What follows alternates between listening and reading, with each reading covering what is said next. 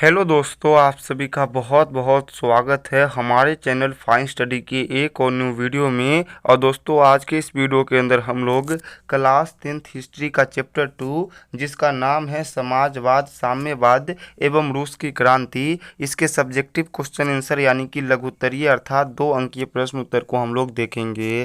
तो वीडियो को आप लोग शुरू से लेकर के एंड तक देखते रहिएगा। साथ ही अगर आप लोग चाहते हो कि इसका PDF आप लोग बिल्कुल फ्री में डाउनलोड कर सको तो उसके लिए आप लोग जाइए नीचे वीडियो के डिस्क्रिप्शन में, वहाँ पे आप लोग को टेलीग्राम चैनल का लिंक मिलेगा। वहीं से आप लोग सभी PDF को बिल्कुल फ्री में डाउनलोड कर सकते हो। तो चलिए हम लोग अपने पहले क्वेश्चन की ओर बढ़ते हैं। पहला क्वेश्चन आप लोगों से पूछा गया है कि समाजवाद क्या है। काफ़ी महत्वपूर्ण क्वेश्चन है। इसका आंसर आप लोग को ऐसे देना है कि समाजवाद एक ऐसी विचारधारा है जिसमें धन के समान वितरण पर बल दिया जाता है एवं उत्पादन के साधनों जैसे कारखाना हो गया, खनिज हो गया आदि हो गया पर निजी व्यक्ति का स्वामित्व न हो करके सरकार का स्वामित्व होता है। तो देखिए आप लोग ऐसे समझिए कि समाजवाद एक ऐसी विचारधारा है जिसमें धन यानी कि पैसा जो होता है उसके समान वितरण पर जोर दिया जाता है और उत्पादन के जितने भी संसाधन होते हैं उस पर किसी व्यक्ति का अधिकार न हो करके उस पर सरकार का अधिकार होता है और सरकार उसका उपयोग जनता के कल्याण के लिए करती है। तो इस तरीके से अगर आप लोग आंसर लिखोगे तो आप लोग को 2 मार्क्स मिल जाएंगे। आप लोग इसको अपने कॉपी में नोट कर लीजिए। हम लोग बढ़ते हैं अपने अगले क्वेश्चन की ओर। अगला क्वेश्चन आप लोगों से पूछा गया है कि पूंजीवाद क्या है। तो इसका आंसर आप लोग को ऐसे देना है कि पूंजीवाद एक ऐसी व्यवस्था है जिसमें उत्पादन के साधनों पर किसी निजी व्यक्ति या फिर व्यक्ति के समूह का स्वामित्व होता है जो उसका इस्तेमाल अपने निजी लाभ के लिए करता है। तो देखिए काफ़ी अच्छा यहाँ पे आंसर दिया गया है। आप लोग ध्यान रखिएगा कि पूंजीवाद एक ऐसी व्यवस्था होती है जिसमें जितने भी उत्पादन के साधन हो गए, जैसे हो गया कारखाना हो गया, खेत हो गया, खनिज हो गया, इन सभी साधनों पर किसी एक निजी व्यक्ति या फिर निजी व्यक्तियों के समूह का अधिकार होता है। अब वो निजी व्यक्ति क्या करते हैं तो उन सभी संसाधनों का इस्तेमाल अपने निजी लाभ के लिए करते हैं। तो इस तरीके से आप लोग इसका डेफिनेशन लिखोगे तो आप लोग को पक्का यहाँ से 2 अंक मिल जाएगा। आप लोग इस क्वेश्चन को भी अपने कॉपी में नोट डाउन कर लीजिए। हम लोग अपने अगले क्वेश्चन की ओर बढ़ते हैं। अगला क्वेश्चन आप लोगों से पूछा गया है कि कार्ल मार्क्स कौन थे या फिर कार्ल मार्क्स का परिचय दे। तो 2 तरीके से आप लोग को ये क्वेश्चन पूछा जा सकता है। सबसे पहले तो आप लोग को पूछेगा कि कार्ल मार्क्स कौन थे या फिर पूछेगा कार्ल मार्क्स का परिचय दे। तो इसका आंसर आप लोग को ऐसे देना है कि कार्ल मार्क्स को साम्यवाद अर्थात वैज्ञानिक समाजवाद के जनक कहा जाता है। कार्ल मार्क्स का जन्म 1818 ईस्वी में जर्मनी में हुआ था। 1848 में कार्ल मार्क्स और एंगल्स ने साम्यवादी घोषणा पत्र प्रकाशित किया एवं 1867 में मार्क्स ने द दास कैपिटल नामक पुस्तक की प्रकाशन की। तो आप लोग ऐसे इसका आंसर दीजिएगा कि कार्ल मार्क्स जो थे उनको साम्यवाद यानी कि वैज्ञानिक समाजवाद के जनक के रूप में जाना जाता है। इनका जन्म आप लोग याद रखिएगा 1818 ईस्वी में जर्मनी में हुआ था और 1848 ईस्वी में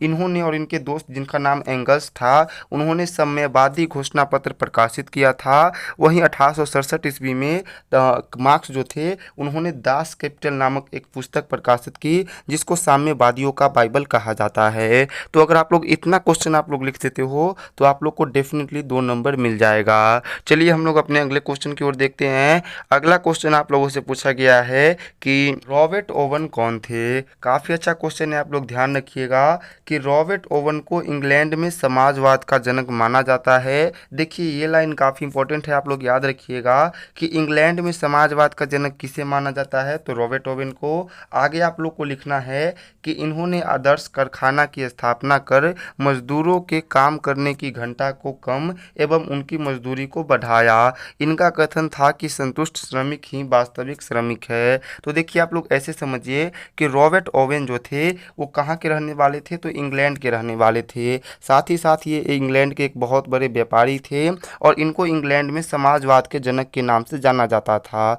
तो इन्होंने क्या किया कि अपने पैसा लगा करके आदर्श कारखाना की स्थापना की। उस कारखाने के अंदर जो मजदूर काम करते थे उनके काम करने की जो घंटा होता था यानी कि कितना देर वो काम करेंगे उसके टाइम को कम किया और साथ ही उनकी जो मजदूरी यानी कि उनको जो पैसा मिलता था उस पैसे को इन्होंने बढ़ाया।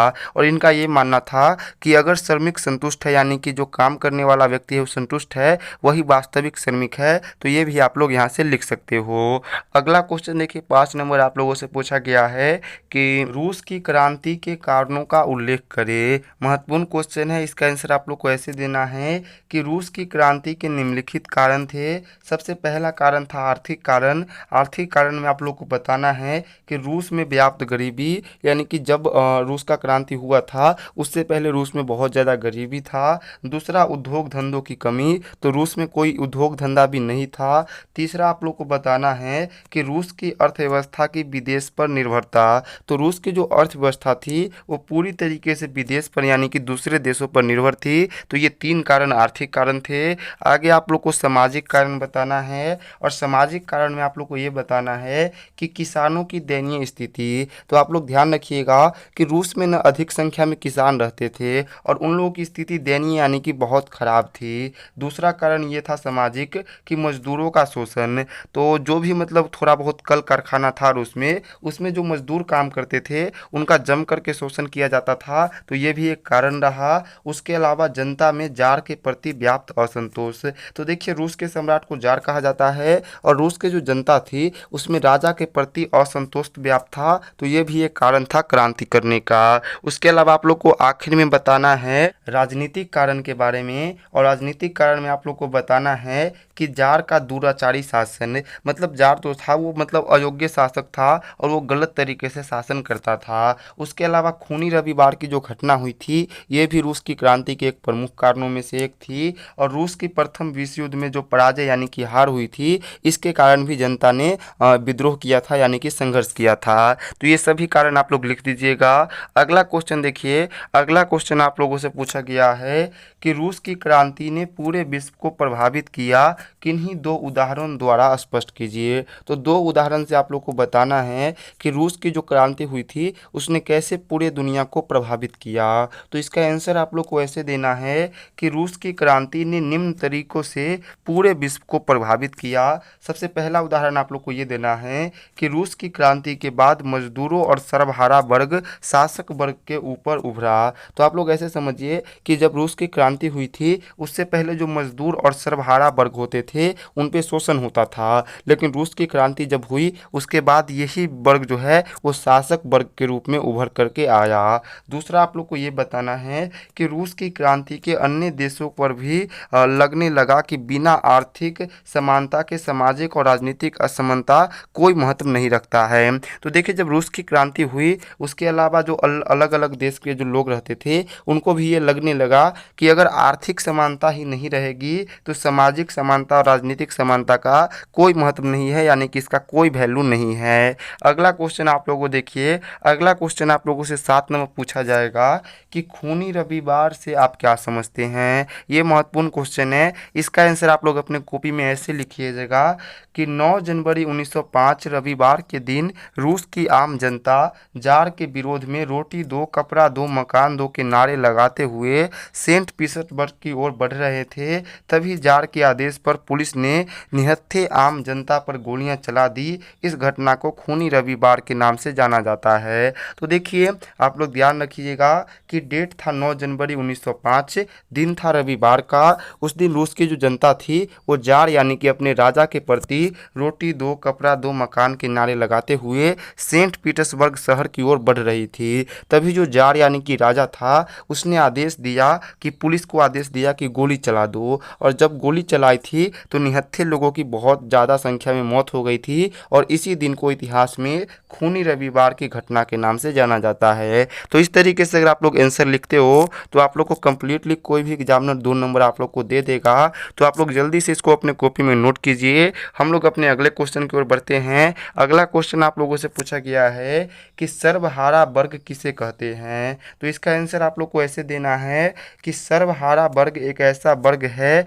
जिसमें समाज के किसान, मजदूर एवं आम जनता शामिल होती है। यह वर्ग समाज के निचले तबके का वर्ग है। तो देखिए आप लोग नाम से ही समझिए, सर्वहारा सर्वहारा, सर्वहारा यानी कि हर जगह से हारा हुआ।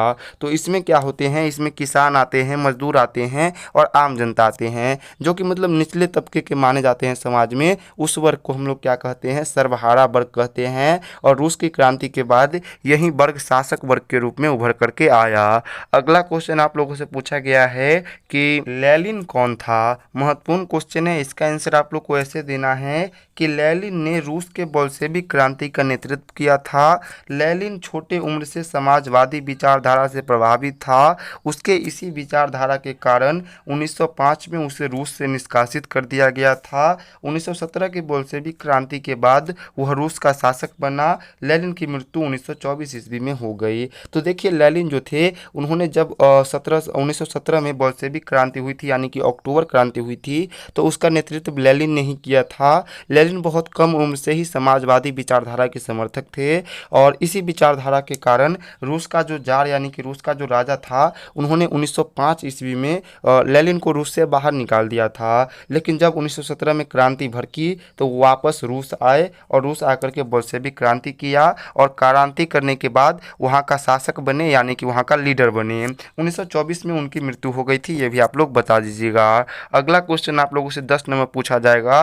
कि रूस की क्रांति के 2 कारणों का उल्लेख करें। तो रूस की क्रांति के 2 कारण के बारे में आप लोग को बताना है। इसका आंसर आप लोग को ऐसे लिखना है कि रूस की क्रांति के 2 कारण उल्लेख निम्न है। सबसे पहला कारण आप लोग को ये बताना है किसानों की दयनीय स्थिति। तो रूस में बहुसंख्यक किसान ही थे, लेकिन फिर भी सबसे दयनीय स्थिति किसानों की ही थी। ये अपने छोटे से खेत पर परंपरागत रूप से खेती करते थे, व इन पर कर्ज और लगान भी अत्यधिक बोझ था। तो पहला कारण ये था कि रूस के जो किसान थे उनकी स्थिति बहुत ख़राब थी और कोई इनकी स्थिति सुधारने को तैयार भी नहीं था। उसके अलावा दूसरा कारण आप लोग को बताना है जार की निरंकुश शासन। तो रूस के क्रांति के समय वहाँ का राजा था जार निकोलस द्वितीय। वह अत्यंत दुराचारी और अयोग्य था। वह राजा के साथ साथ चर्च की भी प्रधान था, लेकिन इतना शक्ति होने के बावजूद भी उसे जनता के सुख दुख से कोई लेना देना नहीं था। तो जार यानी कि वहाँ का जो राजा था उसका निरंकुश शासन जो था वो भी जनता में असंतोष व्याप्त किया और वहाँ की क्रांति का एक कारण बनी। अगला क्वेश्चन देखिए, अगला क्वेश्चन आप लोगों से 11 नंबर पूछा गया है कि अक्टूबर क्रांति से आप क्या समझते हैं। तो इसका आंसर आप लोग को ऐसे देना है कि अक्टूबर क्रांति को बोल्शेविक क्रांति के नाम से भी जाना जाता है। यह क्रांति नवंबर 1917 में हुआ था, जिसका नेतृत्व लेनिन ने किया था।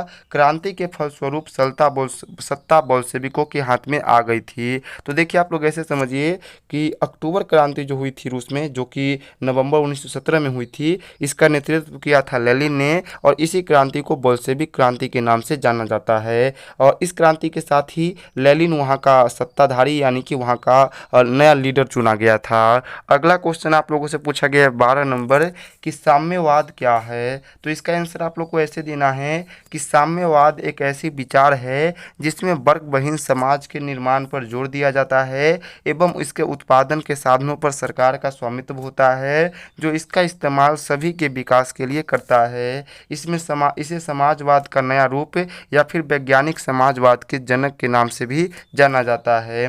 इसका जनक जो है वो कार्ल मार्क्स को माना जाता है। तो देखिए आप लोग ऐसे समझिए कि साम्यवाद एक ऐसी विचारधारा है जिसमें कोई भी वर्ग यानी कि कोई भी जात या फिर धर्म के समाज को निर्माण नहीं करता है। ये जात धर्म से उठ करके वर्ग बहीन समाज का निर्माण करता है। इसके अलावा इसमें जो उत्पादन के साधन होते हैं इस पे सरकार का अधिकार होता है और सरकार उन सभी साधनों का उपयोग जनता को खुशहाल करने के लिए करता है। इसके अलावा इसको वैज्ञानिक समाजवाद के रूप में भी जाना जाता है। इसका जनक यानी कि इसका पिता कार्ल मार्क्स को माना जाता है। अगला क्वेश्चन आप लोगों से पूछा गया है 13 नंबर, जो कि आखिरी क्वेश्चन है। क्वेश्चन आप लोगों से कहता है कि क्रांति से पूर्व रूसी किसानों की स्थिति कैसी थी। तो इसका आंसर आप लोग को ऐसे देना है कि रूस में बहुसंख्यक होने के बावजूद वहाँ के किसानों की स्थिति दयनीय थी। वे अपने छोटे से ज़मीन पे टुकड़ों पर परंपरागत ढंग से खेती करते थे, जिससे उनकी उत्पादन कम थी एवं उन पर बहुत बड़ी लगान भी लगाया जाता था, जिससे दिन प्रतिदिन उनकी स्थिति और ख़राब होती जा रही थी। तो देखिए आप लोग ऐसे समझिए कि जब क्रांति नहीं हुआ था रूस में, उससे पहले रूस के जो किसान थे वो मतलब बड़े संख्या में रूस में किसान ही थे, मतलब वो सबसे ज़्यादा अधिक संख्या में थे। लेकिन उनके पास जो ज़मीन के टुकड़े टुकड़े थे वो छोटे छोटे होते थे, जिस पे वो परंपरागत ढंग से खेती करते थे, जिस कारण उनका जो उत्पादन था वो बहुत कम होता था और उन पे लगान बहुत अधिक लगाया जाता था। तो इस कारण उनकी स्थिति दिन प्रतिदिन खराब होती ही जा रही थी। तो इस तरीके से आप लोग इसका आंसर लिख सकते हो। तो आज के इस वीडियो में इतना ही। अगर आप लोग को वीडियो पसंद आया होगा तो आप लोग जरूर से इसको लाइक कीजिएगा, चैनल को सब्सक्राइब कीजिएगा। मिलते हैं अगले वीडियो में, तब तक के लिए बाय बाय।